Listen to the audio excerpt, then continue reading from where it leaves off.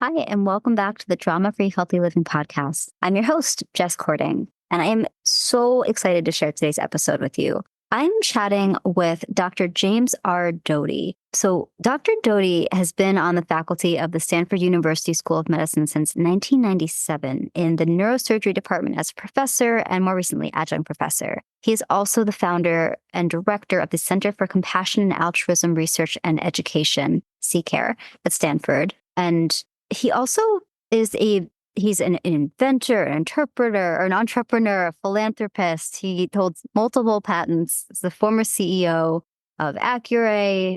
He's given support to a number of charitable organizations. He talks a little bit about that in today's episode. He supported research, provided scholarships, endowed chairs at multiple universities.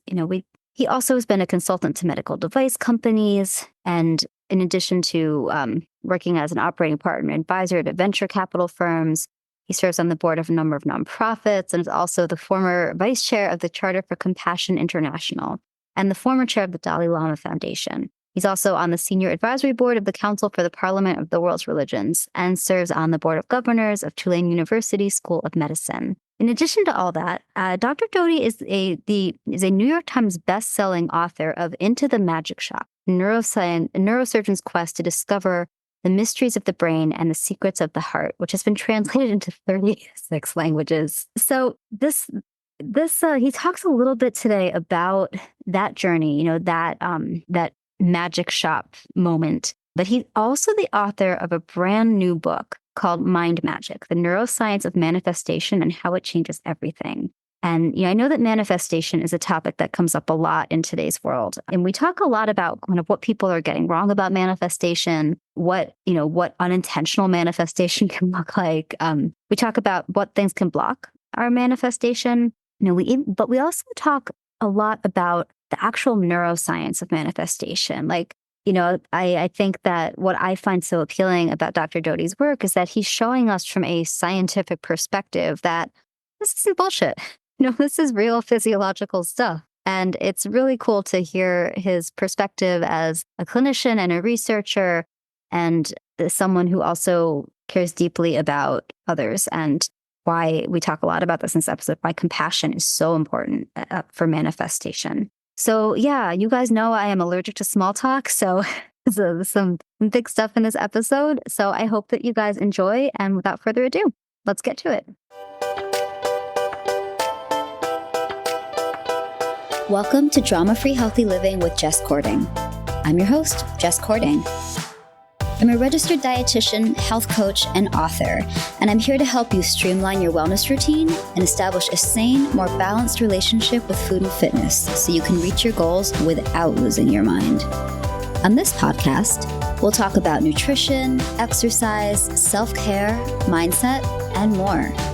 I'll be bringing you interviews and expert insight on the topics that matter to your health and wellness. Dr. Doty, welcome to the podcast. Well, it's wonderful to be with you today. So thanks so much for having me. Yeah, I was really excited to chat with you today because I really, really appreciate what you share about manifestation and all the things that we're really, that we're really having a difficult time understanding and implementing, and just the way the media has taken it in all these different directions. And, I'd love to first off just to get your, from your perspective, how would you describe to somebody the basic tenets of manifestation? Well, of course, I think many people already understand, but I think that understanding also has some misconceptions. So, of course, manifestation is the ability to embed an intention and then have, if you want to say, your brain manifest that intention. The question is, how do you do that? And of course, everyone is manifesting on some level, but it's also like an athlete. If you want to become proficient, you have to practice, and you also have to have a coach, if you will, teach you how to go from the beginning, if you will, where you sort of just have an idea versus how do I get the maximal benefit, or how do I max out the ability to truly manifest and use all the different brain networks and the knowledge we have based on neuroscience to make that happen. But the other comment I made is many people have a misconception about manifesting. And what I mean by that is that books like The Secret, as an example, they imply or even directly state that this is a method to get you what you want. And it puts it into the context of I want this, I want that. And in many ways, it's a materialistic, self-absorbed, narcissistic perception of how manifestation works. And that's quite the opposite of how to have it work at its best. The other aspect I think that confuses so many people is that it's self-focused, but they don't realize the difference between how, if you want to use the term, Western capitalist society has brainwashed them into believing that we should chase quote unquote success, and meaning in a Western capitalist narrative, money, power, position. And having done that myself, I did all of these actions. And in fact, I manifested all the I things. And at the end of it, I was hoping that external affirmation would take care of all my insecurity and shame because of the baggage that I and many of us carry from our childhoods. And if I just did all of these things, I would be happy. Having achieved all of these things, whether financial or professional success, I was still empty and hollow, even in the face of having all these things. And in fact, it was like every time I climbed to the top of the mountain and thought I was victorious, there was nothing there for me. Thank you so much for sharing that. So some of my listeners know this if they've been listening for a while, but I grew up in a household. So my mother is she's a psychotherapist, but she started in hypnotherapy. So I grew up being introduced to all different kinds of like complementary and alternative healing modalities and hearing about manifestation via the law of attraction language. And this was back in like the late 90s, early aughts. And it's been really interesting to see how that conversation has evolved and where it's evolved to. And I really appreciate you sharing sort of how the capitalist society lens has been used to view this. And it's so, I'd love to hear, what are some maybe examples of that, if you're comfortable sharing that, what that might look like. Sure.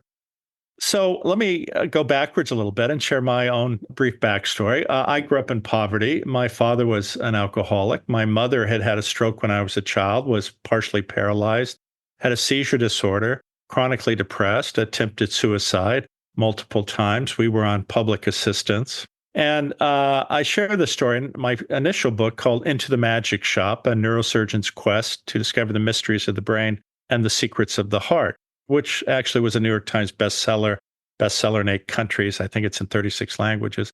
But the reason I mention that is that what saved me in some ways was actually walking into a magic shop. And without belaboring that whole story, I met a woman who had an extraordinary personality. And in the magic shop, she was the owner's mother, had nothing to do with the magic I was interested in, but taught me a different type of magic. But she taught me a meditation practice, which gave me the tools to have belief in myself and to deal with many of the, if you will, the limited beliefs so many of us have. Because when we tell ourselves, I'm not good enough or I can't, then by definition, that becomes reality.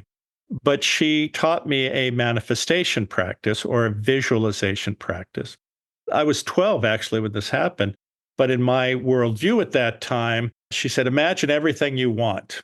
Well, I had several wealthy friends, although obviously I was not. And that's how I saw the world, that they seemed to live a quote unquote good life. And, one of the things on my list was owning a Rolex watch and also having a Porsche, silver Porsche Targa, and living in a mansion and having $1 million and becoming a doctor, et cetera. And I achieved every one of those things through, the very typical manifestation techniques. But here was the problem. Having achieved every one of those things, I was more miserable than I had ever been in my entire life because I kept waiting for something to happen when I reached the top of the mountain and there was never anything there. And I'm sure you know there's what we call hedonic happiness and eudaimonic happiness. And for our listeners, hedonic happiness essentially is the motivation to maximize pleasure, limit pain. It's very much immediate satisfaction, and it's typically associated with material things. The problem with it is that that sense of happiness is both shallow and transitory.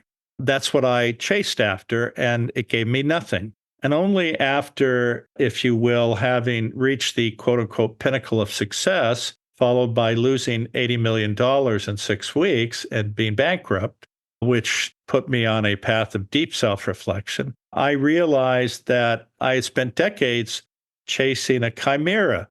There was nothing there for me at the end. And through this period of reflection, where I had to sort of analyze my life to that point, I realized that my entire focus had been on me. I need this. I want that. And even being a doctor, even though I was a good doctor, it was still, I'm a doctor. I am important. It wasn't, I'm a doctor to be of service. So as I went through this period of reflection, and I had borrowed $15 million from the bank, which wanted their money back after I lost it in the dot-com situation. I had to deal with the banker and my lawyer. But the interesting thing was I had made some allocations of stock to go to charity. And when I was dealing with my lawyer, he said, Jim, I have great news for you. You know, we were supposed to file this paperwork for you to give the stock away, but we had not done that. And you actually don't have to give it away. You can keep the stock. And he said, so, you know, you're not broke. And after this deep period of reflection, though, I said, listen, I want you to go ahead and give it away. And that turned out actually to be $30 million. And I built health clinics and programs for the disabled, endowed some chairs, and paid for some research. But the point of that was what I realized I had been chasing the wrong thing. And if you look how we evolved as a species, we have evolved to care, connect, love, be compassionate. And when I changed the focus from a self-centered to one of outwardly being of service, everything changed. And fundamentally, though, that's the message of this book, is the maximal way to manifest is when you care for others, because that's when your physiology works its best. That's when these cognitive brain works their best and interact at their best. And as a result, not only you benefiting others, but you're benefiting yourself, because your physiology, both in the brain and your peripheral physiology, work their best when you're being of service to others. And that is how you maximally manifest. Yeah, I love it. See, part of why I went so clinical with my training is because I wanted to close the loop, because I had all the alternative introduction growing up, but I really wanted to also have the science to put it all together. And I'm fortunate that I get to do that every day. But so this is why I love what you're talking about. But tell us a little bit about, like, physiologically, what's happening. Like, I know one of the things that you touch on in your book is the role of attention, for example. But I'd love to hear, as much as you're willing to share about just physiologically what is happening that is causing us to, what's creating a better stage for this manifestation to occur, I suppose. Well, I think there's several aspects of this. And in the book, as you know, I give a 6-step or 6-week program, how to maximize your manifestation. But the first thing is to realize we're all attempting to manifest all the time. The reality is, it's like getting into shape or running. Most of us sort of casually do it, and we're not really thinking about it, and we sort of do it. But that's not the efficient way to do it. And you cannot run a marathon from day one. And a lot of people think that, oh, well, just teach me this and I'll make it happen tomorrow. One is these things take time and effort, even though the first sentence of the book, as you know, says the universe doesn't give a fuck about you. And it says, because the universe doesn't have any fucks to give. And what I mean by that is that there is no magical power outside of yourself that is judging you. You are the determinant. And many people don't understand that. They end up having limited beliefs because they listen to narratives that tell them they're not good enough, they're not worthy, and they tell themselves that. And if you say, I cannot, or it is impossible, or I don't deserve, that becomes truth. So, one of the first things is to realize that you have immense power. There's a philosopher by the name of Epictetus. He was a Stoic philosopher and a slave. And one of the profound statements he made was I cannot control my external circumstances, but I can control how I respond to them. And this is really, really true. We have immense power within us. We just have to get rid of our limiting beliefs.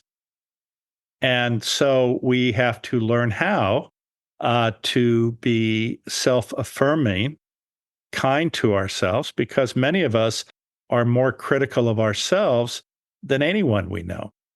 So that is an important aspect of this. And the second is that many of us have a belief in what we think we want, but we don't understand what we need. And this gets back to this issue of hedonic happiness I was talking about versus eudaimonic happiness, which is when you do actions in service of others. That's when your physiology works at its best. It's when your brain network cooperate at their best. And that level of happiness is far different. It is deep and it is long lasting. And the wonderful thing is, when you look at the world through that lens, your physiology, both brain and peripheral physiology, work their best. And that's how you're most likely to manifest things. But also, it changes how you look at the world in the sense that when you're looking out externally being of service, the things you think you want change. And in fact, you get everything you want at the end of the day, but the starting point has to be looking through the lens of being of service and how can I benefit others? And then you do, in fact, get everything you want. And I don't want to put this into a narrative that somehow you're supposed to self-sacrifice and not enjoy anything in your life. You can have everything you want, but the first part has to be caring for others and being of service to others. Thank you for making that distinction, because that is something that I do feel gets ingrained where it maybe should not, the self-sacrifice to the point where, when someone is at least this has been my observation, and honestly a little bit my experience as a recovering people pleaser. When somebody is self-sacrificing to the point that their own health and well-being takes a hit, like their ability to be supporting others also is diminished. And so it almost ends up working against the goal of being of service. Well, and of course, this is where, if you want to call it compassion fatigue or empathic burnout, come into place. And oftentimes, children who grow up in environments where they have to be an adult become people pleasers, and they feel they have to care for everyone. And this is especially true among physicians and nurses. They are not able to set boundaries, and they're so focused on the other that they don't care for themselves. And then, of course, that causes a whole variety of problems. So the best way to care for yourself is to understand who you are. And I think this is also the fundamental nature of so many of us, because many of us grow up with childhood trauma. And I describe some of my own, and mine, I used to think it was very rare, but I find many, many people grow up in dysfunctional and challenging backgrounds. And oftentimes they don't appreciate how those have impacted how they see the world, but also impact every action they do in life. As an example, I'm sure you're familiar with people who they always pick a dysfunctional partner. And it's not the first time. It'll be the second, the third time they go, I don't understand. Why do I keep finding these people? And the reason is because you have been programmed from childhood to find codependent people, because oftentimes that represents a parent or a loved one or a dysfunctional relationship that is in many ways very traumatic, but is associated with a love figure, embeds dysfunctional behavior. And if you don't have any self-awareness how you sabotage yourself or how this baggage is having such a negative influence on how you act, then you can't do anything about it. So I think that is also a part of it, is to actually sit down and look at your life in some ways and say what has worked, what hasn't worked, and the things that haven't worked, what are the impediments to move forward. So I'm actually what question I want to ask you next. There's different directions we could go. What I'm thinking Actually, I want to talk first about unintentional manifestation, because as you're talking about people ending up in these same dysfunctional situations, it's just making me think of that. And I'd love to hear, I know you do speak a bit about this in the book, but, if you could tell our listeners about what unintentional manifestation looks like and how it can be problematic. Well, sure. I mean, as an example, we talked about the baggage we carry from childhood, and it can be problematic because it has an impact on every aspect of your life. I mean, as an example, if you have been in a relationship, let's say with your father, who's demeaning to you, or physically abusive, or even sexually abusive, then you create a very challenging situation between how a child perceives love, and then that connects with this negative behavior. And therefore, you keep repeating the same pattern because you translate, and all of us want to be loved, cared for, but you translate somebody being abusive to you as a sign of love. And then obviously it doesn't work out many times. And then you find another person who you think is in some way going to be different, but you pick the exact same repeat, and it goes on and on. And so if you don't have insight or self-awareness and haven't sort of analyzed what has worked and what has not worked, then you're going to be on the same treadmill doing it over and over again. And again, as I was saying, we're all looking for love. And, the things we manifest is we're in our mind going through a narrative. I want this. I need this partner. And you do manifest it, but it's not a healthy manifestation. And so the idea here is, how do we create a understanding of manifestation enough where we figure out the difference between what we think we want and what we actually need. And this is the difference between hedonic pleasure and eudaimonic happiness associated with purpose and meaning. So that's the first part. You have to have that awareness before you can move forward. The other thing is, you also have to be patient. As we're talking about the example of the person who wants to learn how to run a marathon. Many of us say, okay, I'm going to read this 10-page book about manifestation and the law of attraction and all the woo-woo and pseudoscience that tied up in it. I'm doing this and I expect this to happen next week. That's not the way it works. One is, you have to learn to do it correctly. Two is, you have to really understand what you really want. And that comes down typically to what you actually need. And then you have to do the practices, which are not a one and done. You have to utilize essentially your sensory organs to embed your intention into your subconscious and have these cognitive brain networks function together for you to maximize it. One aspect is understanding that we get about 100 million bits of information a second from our sensory organs, but we're only able on a conscious level to deal with about 50 to 100, because most of that information goes to maintaining our body's functions at an unconscious or subconscious level. But you can actually consciously embed your intention, and you do this by value tagging, if you will, what that intention is. And typically, a part of our brain, this brain network, which is a collection of cells or neurons in the brain, one is the default mode network. And this is what happens when we mind wonder or are just thinking about things. It's typically self-referential. But this is also where we create a vision of who we want to be or what we want. And that's wonderful. And that's sort of the first process. But the other aspect is that has to then be embedded into what we call our salience network. How do we make something salient or a value? And that has to be associated with maintaining, if you will, our attention and have it finally focused. Once you're able to attend and get the attention of the salience network, and the salience network then acts, if you will, as a subconscious bloodhound trying to put the pieces together to make something manifest. And what I mean by that is, as an example, there's a project I've been working on for some time and have put it into my attention, or have value tagged it. And I'm sure you've been in a room where at a party where it's very noisy. If somebody says your name, you always hear it, right? You turn to it because it's deeply, deeply embedded in your unconscious and it identifies you. So you're always attuned to that.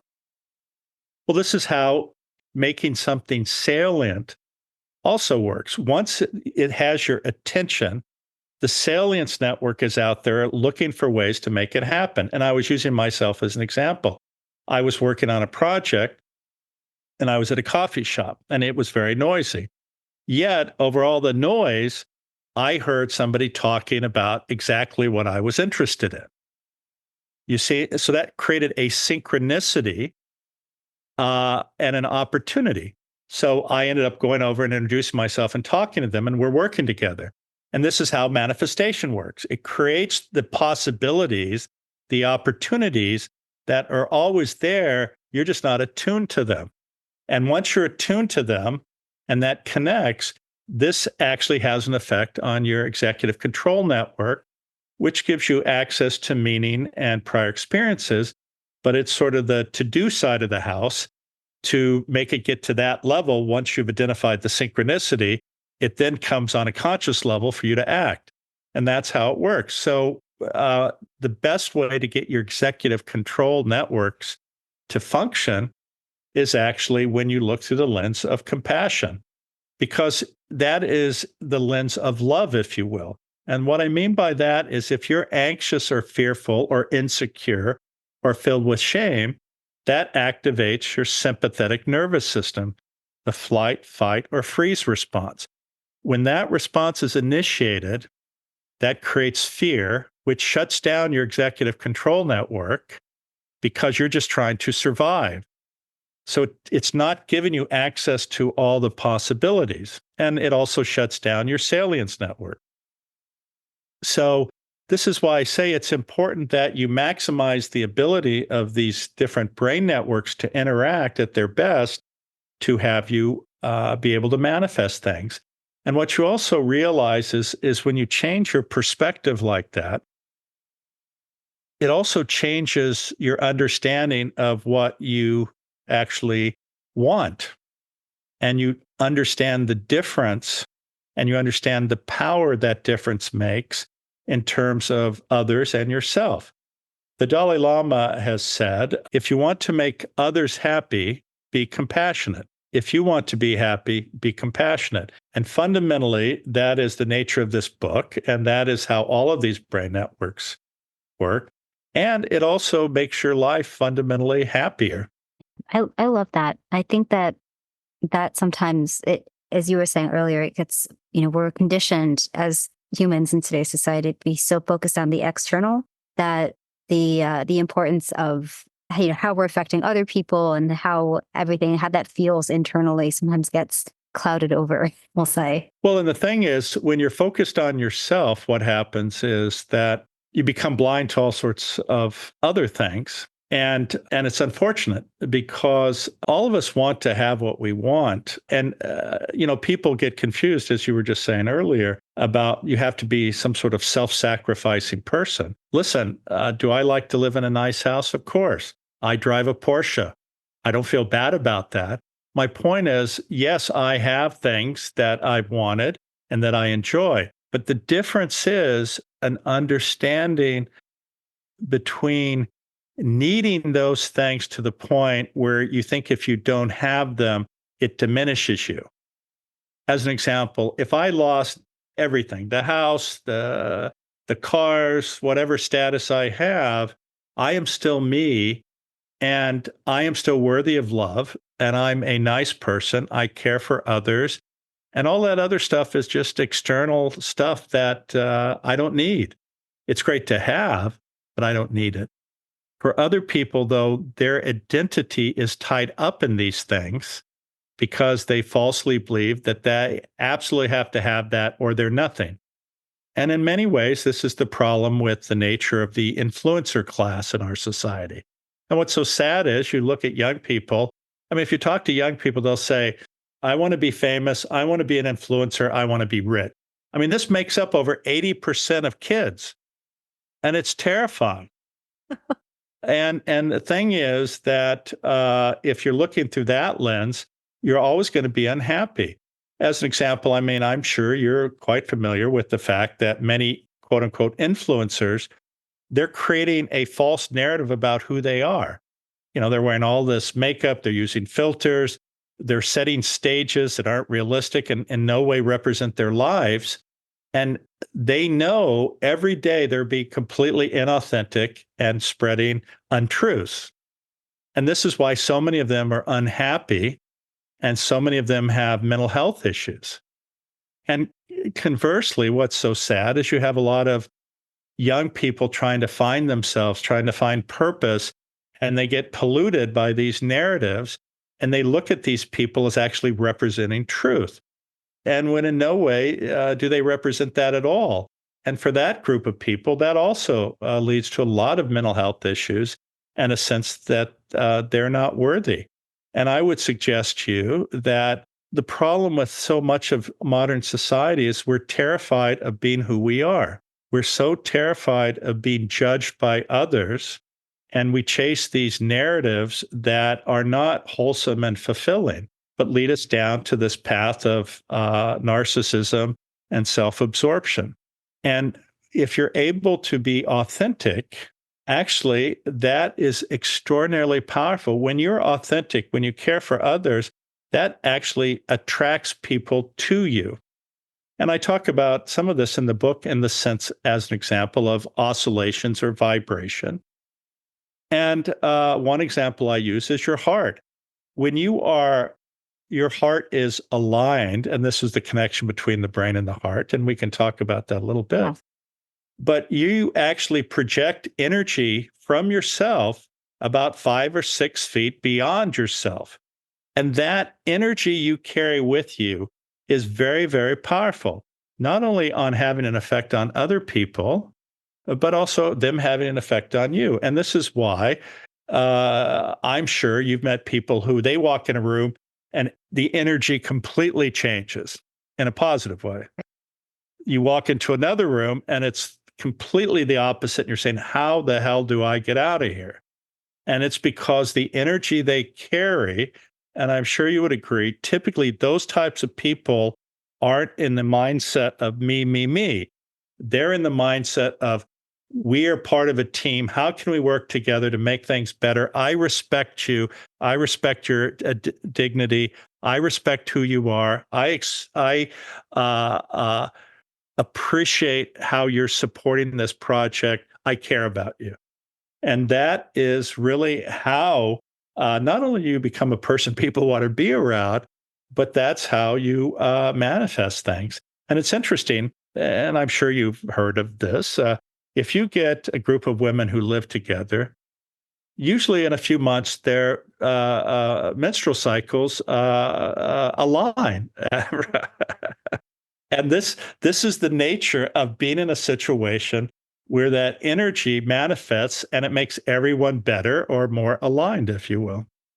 I really was struck by what you had to share about how others' energy can impact us. And I mean, I grew up like hearing about this, but it wasn't until I was working as a healthcare provider where I started to notice, maybe just because it was so much more energy on a daily basis, But I found that early in my career, I didn't do anything to like protect my energy. I didn't meditate. I didn't, I have all my little rituals and things that help me feel like my energy is clear. So I'm able to, do the work I need to do, but still feel like a functional human at the end of the day. I feel like I always need to be intentional about it. Like I remember finding out what an empath was and I was like, oh, that's what's wrong with me. Like it was like, okay, I have a word for this now. But I'm curious to hear, like, as a doctor, was that something that you found came up in your work with patients of just feeling those energy transfers or noticing that impacted your experience as a clinician, as a human? Sure.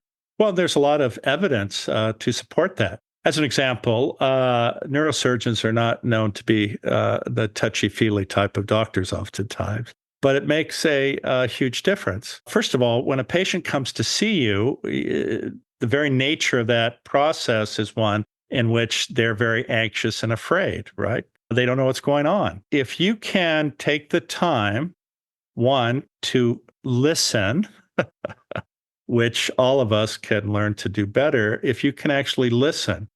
Nowadays people go to the doctor doesn't even look at you. He's on his computer typing, asking you questions, which is the worst thing you can do. In fact, I absolutely 100% of the time refuse to participate in that. I will sit there with the patient. I won't have the computer open. I won't be typing. I'll be talking to them, looking them in the eye, and I'll do that stuff later because I think it's unhealthy to do that. So paying attention, listening, and then leaning forward like you're interested, touching the patient, and understanding that because they're fearful, they're not always listening. In fact, studies have been done that when doctors give patients try to get informed consent, where you say this could happen, that could happen, almost 80% of them don't even hear any of it. And some of them will deny the doctor even talked about it, even though they videotaped it. And this is the nature of how fear and anxiety distracts you from the present moment. And so when you do those actions, what happens to the patient? They tolerate less anesthesia. They require less pain medication.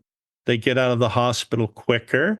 Their length of stay is diminished. And their 30-day readmission rate is also diminished. I'll give you another example just to show how compassion can have a powerful effect. Many people who work in the medical profession and the ER know that there is a subset of people who repeatedly show up in the emergency room. And typically these are people who are poor, also people who have mental health issues or drug and alcohol issues or personality disorders or all of the above. And it was interesting, they assigned a nurse to meet with these people and talk to them and care for them, show interest, listen to them, without doing anything else. And that in and of itself decreased the rate of these people coming to the ER and almost 50%. Because all most people want is to be loved and to be cared for, and to have a sense that people recognize their dignity and care about them. I love that. And it's, I often think about, my dad passed away a number of years ago, but something that he said that really stuck with me was that, you never want to leave people wondering how you feel about them, to always be your authentic self and really express how you feel. And, that showing that kind of attention and care, it really, people remember that and they respond to that. And it really just, in terms of having just authentic relationships. And I know for myself, it's really important that my patients and clients feel heard and seen, because sure, it's really, it's something a lot of people will tell me is not the norm for them. No, believe me, I know that absolutely that's the case, because unfortunately, so many caregivers are in this uncomfortable position of working for a corporate entity that is not interested in them or the patients per se, but is fundamentally interested in how do I maximize profit. And as a result, it looks at the caregiver as a widget in a machine who has to perform, and not as a human being who's trying to help others. And you should not be put on a time clock to be told how long it takes you to see somebody in an authentic, appropriate way. And even for me, in the system that I have been in, I don't follow any of the rules. I refuse to see 20 patients a day. If somebody needs an hour and a half to talk to me or for me to deal with their problem, that's what they get. And I'm probably one of the lowest paid neurosurgeons when I was doing that full time, because the sad thing is the compensation mechanisms are also upside down, in the sense that I only get paid, or I maximally get paid, when I operate on people. Well, I will tell you that half of the people I would see would be in second opinion, right? And all of those, or most of them, were already told they need surgery or had been scheduled for surgery. Yet at least 60 to 70% needed no surgery whatsoever. And I would tell them that. Well, if I tell them they don't need surgery, the $10 or $15 or $20,000 the surgeon would make now comes down to a few $100s. And so while almost every doctor would tell you, I never make decisions based on money, you simply need to look at these statistics to show you that, in fact, on a subconscious level, there's no question that they do. I mean, as an example, when they put out a new procedure, typically they pay a lot more for it because it's a new procedure. There may be new training involved, et cetera, et cetera. And if the system decides that's not useful, you'll see every doctor jump on the bandwagon, the numbers go up. And then if there's, we're not going to pay for that anymore, wow, it crashes back down. And that's reality. And it's unfortunate. So finding doctors who are honest brokers, it's hard because we convince ourselves, and humans are very good at convincing themselves that the decisions they make are unbiased and are the right decisions, when in fact, you have to constantly be on your toes and reassessing yourself and not surrounding yourself with yes people to not be dishonest with yourself. And you bring up a point that I actually also wanted to ask you about because it's so prevalent in so many aspects of our world today. I mean, physician burnout, that is a very obvious case of this. But I've found I work with people from all different backgrounds, and I've had my own adventures with burnout as well. But burnout is a big issue. It's a public health issue, honestly. Absolutely. But in what ways would you say that burnout can block us from manifesting what we truly are, what we truly desire, what we're truly meant to do or be or feel? Sure. No. First of all, the nature of burnout is one of fear, right? When you become numb to sort of your feelings, and when you get in that mode, it's a fear-based mode, which stimulates your sympathetic nervous system, your flight, fight, or freeze. That disengages your executive control networks, which make things happen or give you choices or options. So you suddenly become isolated. When the sympathetic nervous system is engaged, your options decrease, you become closed, shut down, and you're just trying to survive. And obviously, that's an extraordinarily unhealthy response, but it is a response that has been genetically embedded in us. And it's the oldest response that we have from an evolutionary perspective. And so, how do you get around that? And part of that is understanding how your brain works, and also on some level, emotion regulation. And emotion regulation, while not directly related to the book itself, is extraordinarily important, because if you don't know how to respond except in a fear-based manner, then you're not going to be able to manifest. Because that shuts down these various brain networks and pulls you inward. And so emotion regulation's very important. There's a saying attributed to Viktor Frankl in his book Man's Search for Meaning. Now, I say attributed to, since no one's been able to find this, and Wayne Dyer was the first person who quoted him saying this, but in his writings, it's never been found. But it's similar to what he says, which is, between every stimulus or event that happens to you, between stimulus and response, there's a pause. And within that pause lies your freedom. And what I mean by that is many of us are reactive to events. And then, of course, as soon as you're reactive, that stimulates your stress response or your sympathetic nervous system engagement, versus pausing a little bit and realizing that sudden feeling of fear, that doesn't have to be, and oftentimes it's not appropriate. So when you're able to regulate that, you realize that if you are calm for a few seconds instead of reactive, you'll see other options available to you, because then once you've waited a few seconds, your executive control network is back online again, and you can make appropriate decisions. Love that. That pause is magical. It's like, oh my goodness, just that deep breath just to collect your thoughts. It's amazing how much that can change your experience. Well, of course. And there's this example I give a lot of times, which is there was a young physician I was working with on a project, married, 2 children. I think he was about 32. And one day, and we'd meet every couple of weeks about this research project, but one day he came in like just a sort of a jerk. Normally he's a calm, nice guy, but he was like being very aggressive, challenging. And, like many of us, our initial response when somebody comes on aggressive or forcefully is to sort of dig in our heels and give it right back to them, right? And in this instance, I paused for a second and I looked at him, I said, Charles, this isn't like you. What's going on with you that's sort of causing this? Because I don't understand why you would even be upset or antagonistic about this. And he looked at me for a second and he burst into tears.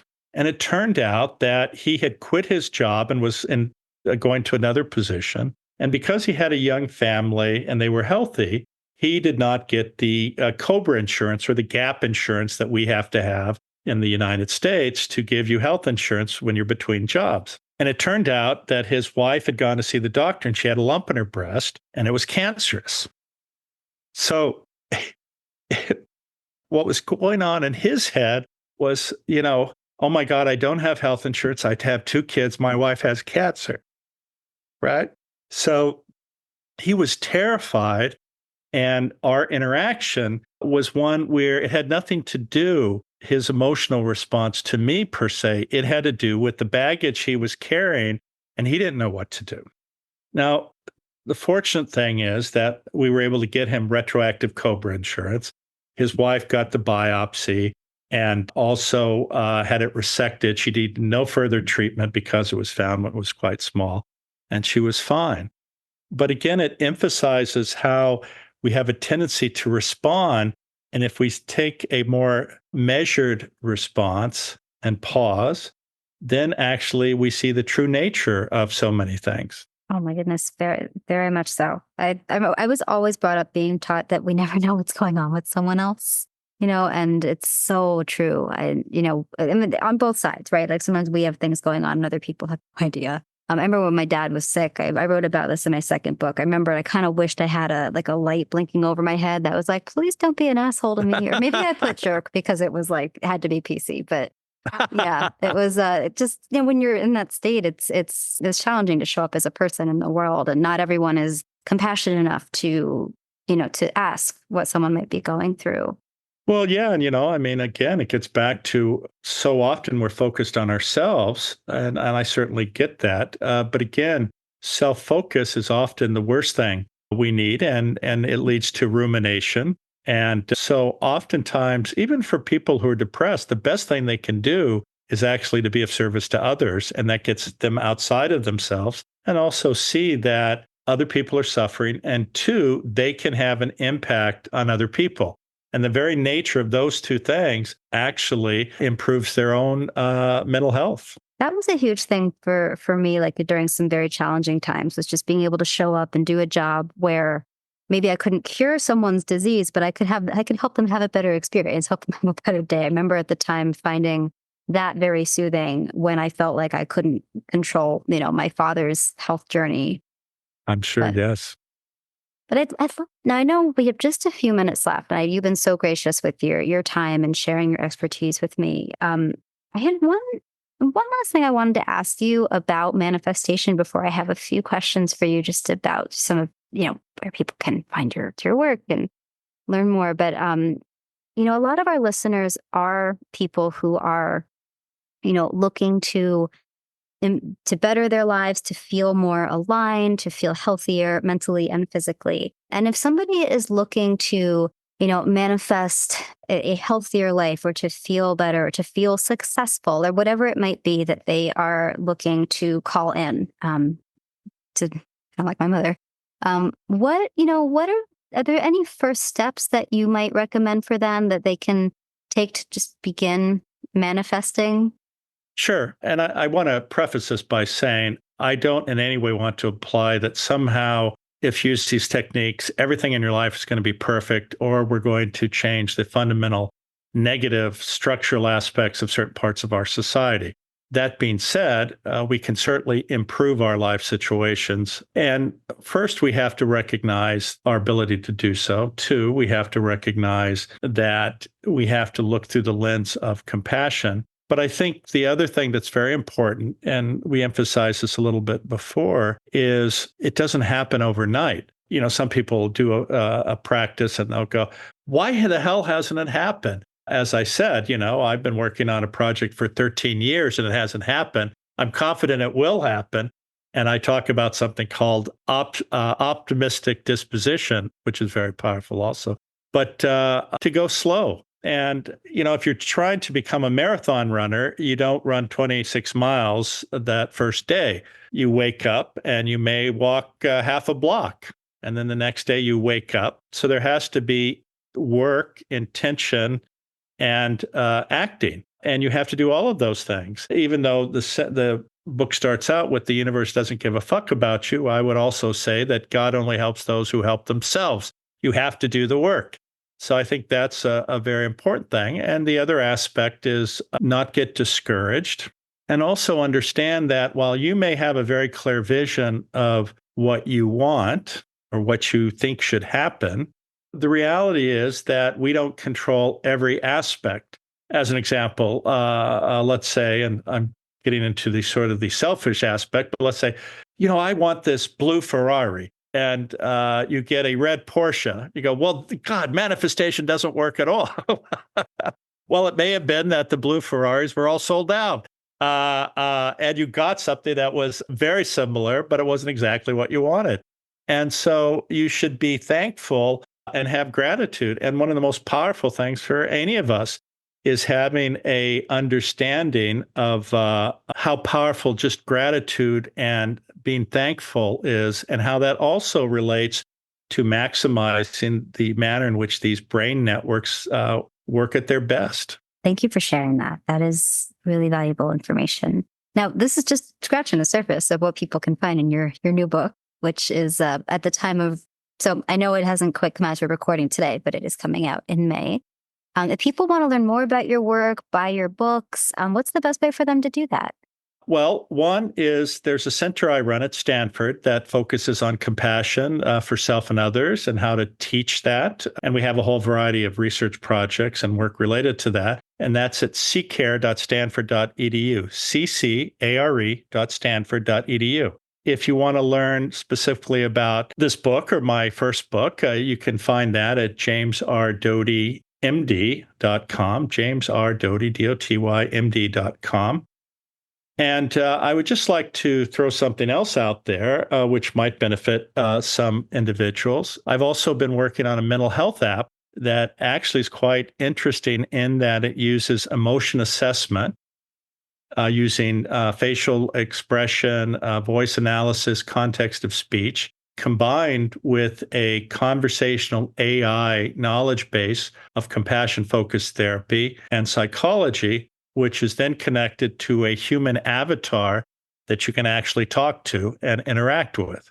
And this is actually designed for people who have the anxiety and stress of living in the modern world. And that can be found at happi, happi.ai. And actually, we're just testing the product right now. So it's free. And any of your users who want to give it a try, that would be fantastic. And please send me any thoughts to improve it or its deficiency so that we can actually create the best thing out there to help people. Because so many people are suffering with anxiety and fear and a sense of inadequacy, sadly. I think this can help a lot of people. Thank you. We will be sure to link to all of that in the show notes so people can find it. That sounds incredible.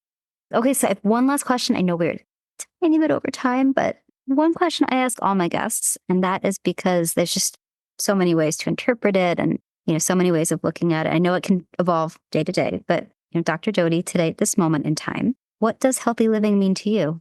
Well, healthy living in many ways has to do with what actions can you take to maximally affect your mental and physical health. And as we have repeatedly seen, it actually relates to being kind to other people.